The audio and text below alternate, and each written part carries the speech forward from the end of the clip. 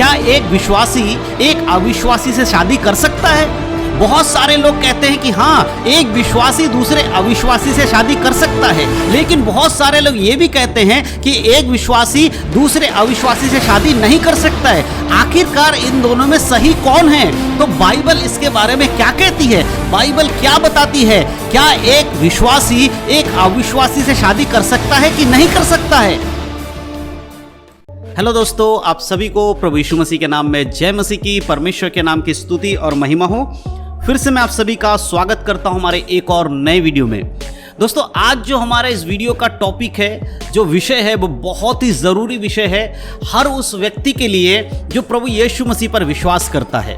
यदि आप प्रभु यीशु मसीह पर विश्वास करते हैं, आप स्वर्ग जाना चाहते हैं, आप एक पवित्र जीवन जीना चाहते हैं, बाइबल के अनुसार जीवन जीना चाहते हैं, तो आज का वीडियो आपके लिए बहुत ही ज़रूरी होने वाला है।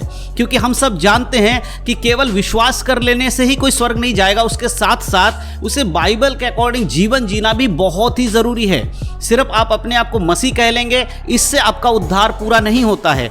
आपको उद्धार पूरा करने के लिए और स्वर्ग जाने के लिए बाइबल के अकॉर्डिंग जीवन जीना बहुत ही ज़रूरी है।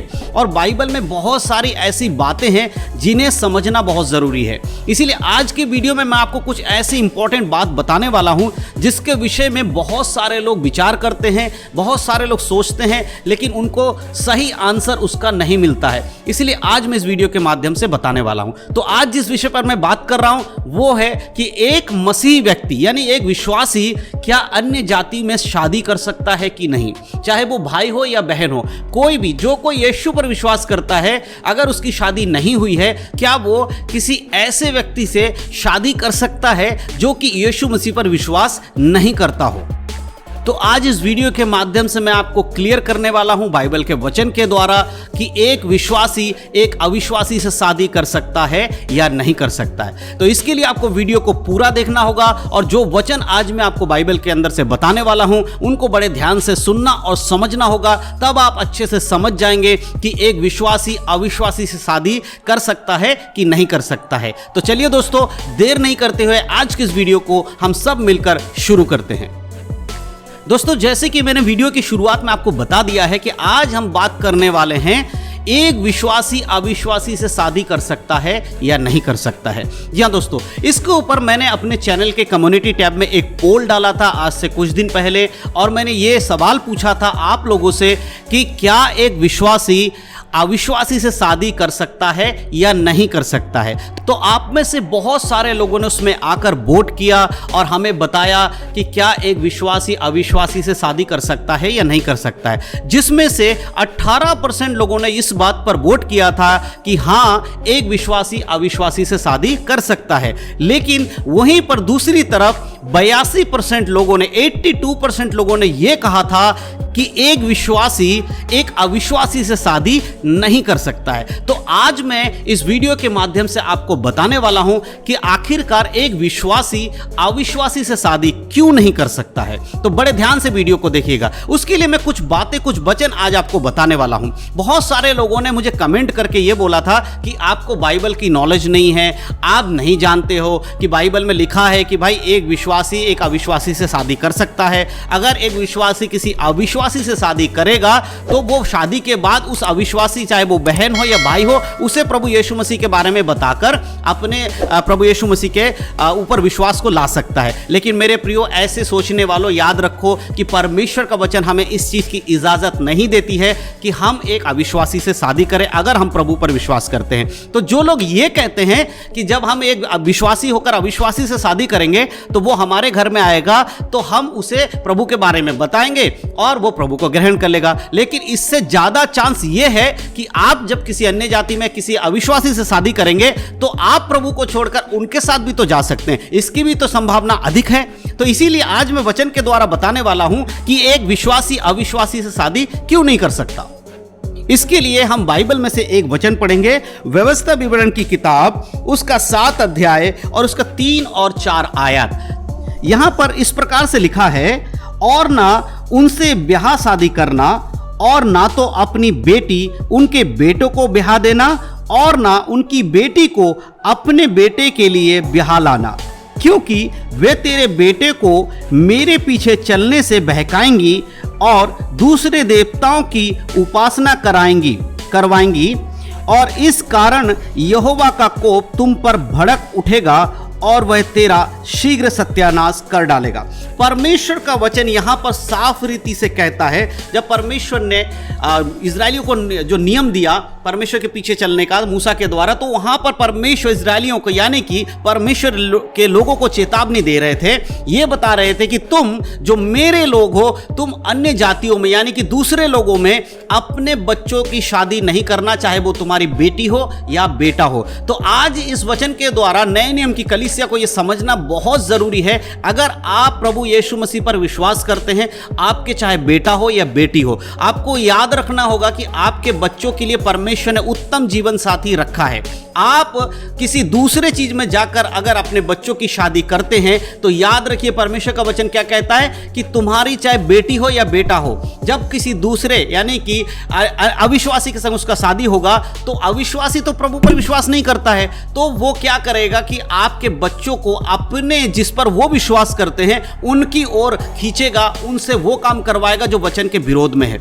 इसीलिए वचन कहता है कि ऐसा मत करना। अगर तुम ऐसा करोगे तो मेरा क्रोध तुम पर भड़केगा, बहुत शीघ्र तुम पर क्रोध भड़केगा। मेरे प्रिय, इस वचन के अनुसार अगर एक विश्वासी किसी अविश्वासी से शादी करता है तो परमेश्वर का वचन कहता है कि वो अविश्वासी यीशु को ग्रहण करेगा, इसका बहुत कम चांस है, लेकिन 100% चांस इसका है कि एक विश्वासी जब दूसरे अविश्वासी से शादी करेगा तो वो अविश्वासी के साथ मेल कर लेगा। जैसा एक अविश्वासी दूसरे देवी देवताओं की पूजा करता है, वो विश्वासी भी यीशु को छोड़ देगा और वो उनके साथ रहेगा। इसीलिए याद रखिए परमेश्वर का वचन यहां पर साफ रीति से मना करता है कि एक विश्वासी कभी भी अविश्वासी से शादी नहीं कर सकता है।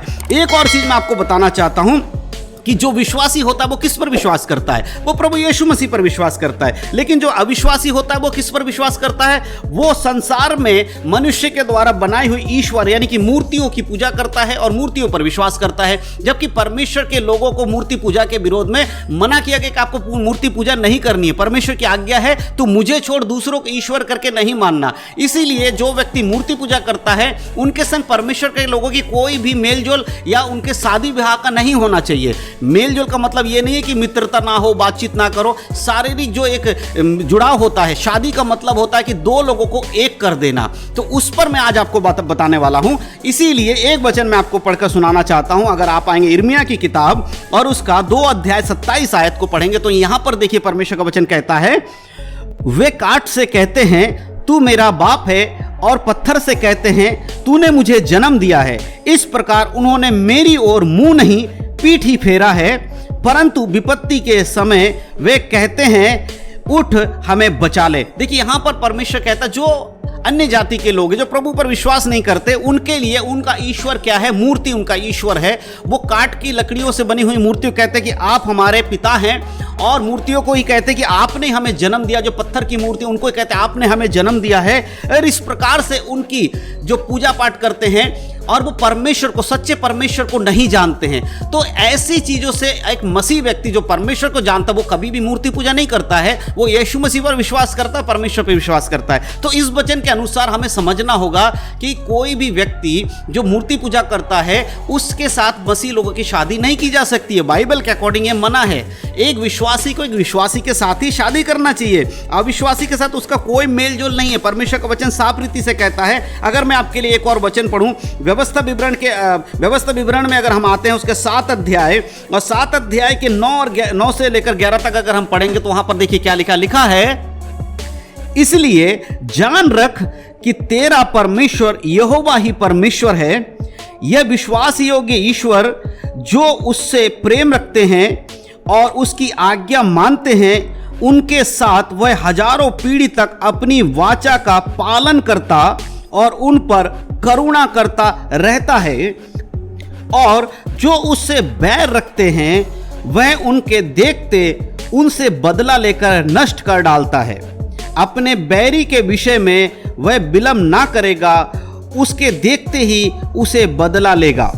इसीलिए इन आज्ञाओं, विधियों और नियमों को जो मैं आज तुझे चिताता हूं, मानने में चौकसी कर।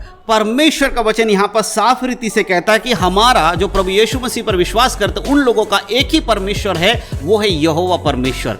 इसीलिए जो यहोवा परमेश्वर पर विश्वास करता है, अगर वो किसी दूसरे ऐसे व्यक्ति से ब्याह कर ले या शादी कर ले जो यहोवा परमेश्वर पर विश्वास नहीं करता है, तो परमेश्वर कहता मैं उसे नष्ट कर डालूंगा, क्योंकि मैं जो परमेश्वर हूं, मैं एक ही परमेश्वर हूं, कोई हजारों परमेश्वर में से एक नहीं, मैं अकेला ही परमेश्वर हूं। अगर तू मेरी आज्ञाओं को मानेगा और मेरे वचन के अनुसार चलेगा तो मैं तुझे हजारों पीढ़ी तक आशीष दूंगा, लेकिन अगर तू मेरी आज्ञाओं को नहीं मानेगा, मेरे वचन के अनुसार नहीं चलेगा, तो मैं तुझे बहुत ही शीघ्र नष्ट कर डालूंगा। इसीलिए मेरे प्रियो, जब आप ये बात कहते हैं कि नहीं हम मसीह में हैं लेकिन हम अन्य जातियों में शादी करेंगे तो उससे क्या दिक्कत है, जब कोई लड़की हमारे घर में आएगी तो हम उसे मसीह में ले आएंगे, लेकिन ऐसा नहीं है। आप मसीह में तो उसे बाद में लाओगे, लेकिन पहले तो आप उसे अपना चुके हो ना, क्योंकि आप जानते हो परमेश्वर कभी नहीं कहता कि जाओ और जाकर किसी दूसरे चीज से मेल रखो। परमेश्वर ने हमें अलग किया है संसार से, परमेश्वर ने हमें अलग किया है मूर्ति पूजा से, परमेश्वर ने हमें अलग किया है बाकी सारे संसारिक रीति रिवाजों से।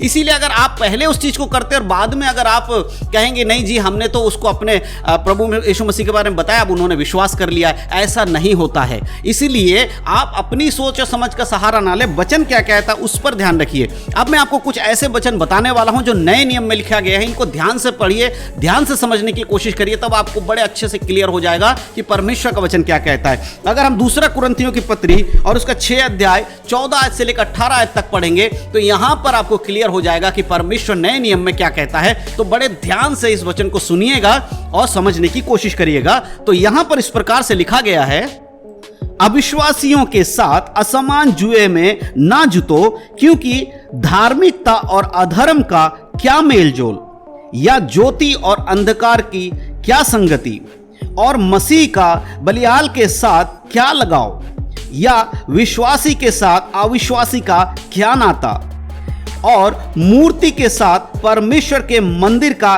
क्या संबंध, क्योंकि हम तो जीवित परमेश्वर का मंदिर हैं, जैसा परमेश्वर ने कहा है, मैं उनमें बसूंगा और उनमें चला फिरा करूंगा, और मैं उनका परमेश्वर होऊंगा और वे मेरे लोग होंगे। इसीलिए प्रभु कहता है, उनके बीच में से निकलो और अलग रहो, और अशुद्ध वस्तुओं को मत छुओ, तो मैं तुम्हें ग्रहण करूंगा, और मैं तुम्हारा पिता होऊंगा और तुम मेरे बेटे और बेटियां होंगे। यह सर्वशक्तिमान प्रभु परमेश्वर का वचन है। यहां पर परमेश्वर का वचन साफ रीति से कहता है कि प्रभु ये कहते हैं कि अन्य जातियों के साथ आपका संबंध नहीं होना चाहिए। अविश्वासी के साथ एक विश्वासी का क्या समानता, असमान जुए में ना जूतो। अगर आपके समान देख, यहां पर एक चीज आप समझिए, दो बैल, जो बैल हल खींचता है ना, उसे उसके कंधे पे एक लकड़ी रखी होती है जिसे जुआ कहा जाता है, जिसमें वजन रख के बैलगाड़ी खींचता हो या हल खींचता हो। अगर वहां पर एक कमजोर बैल और एक ताकतवर लगा दिया जाए और हल चलाने के लिए कहा जाए, तो क्या वो कमजोर बैल कभी भी उस ताकतवर बैल के साथ कंपटीशन करके उसके बराबर खींच पाएगा? नहीं खींच पाएगा। उसी प्रकार एक मसीह व्यक्ति जब अन्य अविश्वासी के संग शादी करता है तो उन दोनों का मेल नहीं हो पाता है, एक प्रभु पर विश्वास करने वाला और एक मूर्तियों पर विश्वास करने वाला। ऐसे में क्या होगा, वो हल नहीं चलेगा, वो गाड़ी नहीं चलेगी, परंतु उसमें प्रॉब्लम्स आएंगी, लड़ाई होगी, झगड़ा होंगे और ये सारी चीजें होंगी। इसीलिए प्रभु का वचन कहता है कि एक विश्वासी का अविश्वासी के संग कोई नाता नहीं है, अंधकार के साथ ज्योति का कोई रिश्ता नहीं है, परमेश्वर के लोगों के साथ और मूर्ति पूजा करने वालों के साथ कोई मतलब नहीं बनता है कि उनके संग शादी किया जाए, क्योंकि हम असमान जुए में नहीं जुट सकते। यहां पर परमेश्वर का वचन साफ रीति से कहता है, क्योंकि मूर्ति पूजा करने वाला मूर्तियों में परमेश्वर को ढूंढता, परंतु हमारे अंदर खुद परमेश्वर का निवास है, हमारा शरीर ही परमेश्वर का मंदिर है। इसीलिए मेरे प्रियो, इस बात को याद रखिए। आज मैं वीडियो इसलिए बना रहा हूं क्योंकि बहुत दिनों से लोग मुझसे पूछ रहे थे कि ब्रदर इस टॉपिक पर आप बताइए, हमारे बच्चे बड़े हो रहे हैं और हमारे बच्चे कहते हैं कि हम अपनी पसंद से शादी करेंगे और हम मसीह में शादी नहीं करेंगे, हम अन्य जाति में शादी करेंगे, हम उनसे शादी करेंगे जिन्हें हम पसंद करते हैं, और उसके बाद जब वो हमारे घर में आ जाएंगे तो हम उन्हें प्रभु का सुसमाचार सुनाएंगे और उनका मन परिवर्तन हो जाएगा। लेकिन ऐसा नहीं होता है। आपको समझना होगा कि आपके लिए परमेश्वर ने एक जीवन साथी रखा है। देखिए, जब परमेश्वर ने आदम को बनाया, उसके बाद हव्वा को भी बनाया, उसके लिए एक जीवन साथी रखा है। तो जब आपका उद्धार हो गया है, आपने प्रभु यीशु मसीह पर विश्वास कर लिया, चाहे आप बहन हो या भाई हो, कोई भी हो सकता है, यहां बहन भी हो सकती है, भाई भी हो सकती है, तो आपके लिए परमेश्वर ने एक जीवन साथी उद्धार किया हुआ रखा होगा। आपको क्या करना चाहिए? आपको प्रार्थना करना चाहिए कि परमेश्वर, अगर मैंने आप पर विश्वास कर लिया तो अब मैं शादी करने वाला हूं या शादी करने वाली हूं, तो मुझे एक ऐसा जीवन साथी देना जो आप पर विश्वास कर, तो आपके वचन के अनुसार हो। इस बात को लेकर आप परमेश्वर के सामने रखकर प्रार्थना करना चाहिए, और परमेश्वर आपको जरूर एक ऐसा जीवन साथी देगा जो परमेश्वर के वचन के अनुसार होगा। और जब आप दोनों प्रभु पर विश्वास करने वाले होंगे तो आपके जीवन अच्छा होगा, आप वचन में अच्छे बढ़ पाएंगे, कोई रुकावट नहीं आएगी, शैतान आपके जीवन में कोई भी हलचल नहीं पैदा कर पाएगा। और अगर आप ऐसा करते हैं कि आप किसी अविश्वासी से शादी कर लें, तो हो सकता है कि शैतान अविश्वासी के द्वारा आपके आत्मिक जीवन को खत्म कर देगा। और यही होता है, मैंने बहुत सारे ऐसे मसीहों को देखा है जिन्होंने अपने बच्चों को अन्य अविश्वासियों के साथ शादी कर दिया, और उसके बाद उनके बच्चे जो प्रभु पर विश्वास करते थे, अच्छे विश्वासी थे, चर्च जाते थे, बाइबल पढ़ते थे, कुछ दिन, कुछ महीने, साल के बाद उन्होंने प्रभु को छोड़ दिया और वो वैसे बन गए जैसे उनका जीवन साथी था, यानी कि अविश्वासी के समान हो गए। तो इसीलिए मेरे प्रियो, अगर आपका आत्मा का ही उद्धार नहीं हो पाएगा तो फिर आप यीशु मसीह के साथ चलकर क्या कर पाएंगे? इसीलिए वचन के अनुसार बाइबल हमें यह बात बताती है कि एक विश्वासी का अविश्वासी के संग शादी ब्याह नहीं हो सकता, इसमें कोई दो राय नहीं है। अगर आप किसी अच्छे बाइबल के जानकार से पूछेंगे, किसी अच्छे पास्टर से पूछेंगे जो बाइबल को अच्छे समझते होंगे पवित्र आत्मा के द्वारा, तो आपको यही सलाह देंगे कि एक विश्वासी अविश्वासी से शादी नहीं कर सकता। लेकिन कौन से व्यक्ति ऐसे होते हैं जो ये कहते हैं कि हाँ कर सकता है, वो प्रभु में आ जाएंगे, बाद में हम उन्हें सुसमाचार सुनाएंगे? ये वही कहेगा जो बाइबल नहीं पढ़ता है, जिनको बाइबल की नॉलेज बहुत कम है, वो छोटे छोटे वचनों को सिर्फ ऊपर ऊपर से पढ़ लेते हैं, यूट्यूब पर आकर कुछ देख लेते हैं। वही व्यक्ति इस बात को कहेगा कि नहीं, हम नहीं जाते, शादी कर लो, कोई दिक्कत नहीं, बाद में हम प्रभु के बारे में उन्हें बता देंगे। लेकिन असल में ऐसा बिल्कुल भी नहीं हो सकता, और ये बाइबल के खिलाफ पाप है। अगर आप ऐसा करेंगे तो आपका आत्मा का उद्धार नहीं होगा, आप अनंत काल के जीवन को नहीं परंतु अनंत काल के मृत्यु को कमा रहे होंगे। इस बात को ध्यान रखें। तो आज के वचन के द्वारा जो कुछ मैंने आपको समझाया, मैं विश्वास करता हूं आपको समझ में आया है। और उसके बाद भी अगर आपको लगता है कि नहीं, कुछ बातें और हैं जो आपको समझना है, तो आप कमेंट बॉक्स में इसके बता दीजिएगा, वीडियो कमेंट में आके बता दीजिएगा कि आज के वीडियो से आपने क्या सीखा है, क्या एक विश्वासी अविश्वासी के साथ शादी कर सकता है या नहीं कर सकता है। आप सभी लोग वीडियो देखने के बाद कमेंट में जरूर बताइएगा कि इस विषय पर आप क्या सोचते हैं। तो परमेश्वर इन वचनों के द्वारा आप सबको आशीष दे, आपके परिवार को आशीष दे। यीशु मसीह के नाम में सबको जय मसीह की। God bless you. आशीषित रहें, प्रभु में बढ़े, उद्धार में बने रहें, यीशु मसीह के नाम में, आमीन।